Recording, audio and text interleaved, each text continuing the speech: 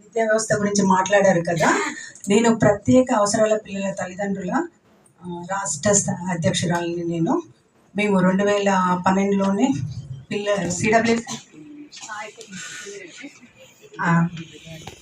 Okay sir, రాష్ట్రం మొత్తానికి 2,20,30,000 మంది దివ్యాంగులు ఉన్నారు.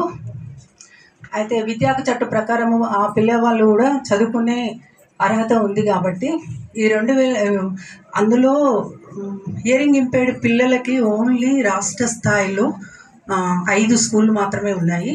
అదే దృష్టిలోపం వల్ల వారికి 6 స్కూల్ మాత్రమే ఉన్నది. ఇది ఈ రేషియోకి చాలా తక్కువ. అసలుకి ఇటు ఈ దివ్యాంగ పిల్లల విద్య గురించి ఇటు తల్లిదండ్రులు కానీ, ఇటు ప్రభుత్వాలు కానీ, ఇటు ఉపాధ్యాయులు కానీ ఎవ్వరూ ఆలోచించట్లేదు. ఆలోచించకపోవడం వల్ల, దృష్టి పెట్టకపోవడం వల్ల వాళ్ళు రోడ్డు పాలయ్యే పరిస్థితి, చాలా దీనస్థితిలో ఉంటున్నారు. ఇప్పుడు సమగ్ర శిక్షలో ఏమవుతుంది అని అంటే, మండలానికి ఒక భవితా కేంద్రాన్ని ఏర్పాటు చేశారు. అందులో కాంట్రాక్ట్ బేసిస్లో స్పెషల్ ఎడ్యుకేషన్ ట్రైన్డ్ పొందిన టీచర్లని వినియోగించారు. అసలు సుప్రీంకోర్టు ఏమంటుందంటే, పిల్లల రేషియో అనుగుణంగా ఇప్పుడు ఇన్ స్కూల్లో ఎన్రోల్మెంట్ అయిన వాళ్ళు 81,000 మంది ఉన్నారు.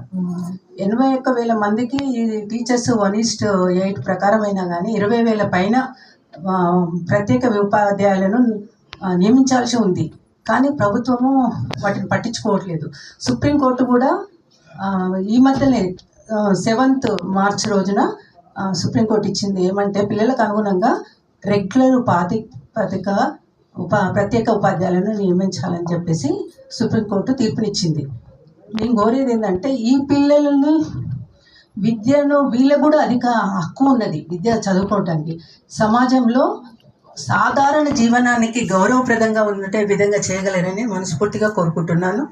ఈ అవకాశం ఇచ్చిన పెద్దలకి, ఈ ప్రభుత్వానికి తెలియజేయవలసిందిగా కోరుకుంటున్నాను. ధన్యవాదాలు.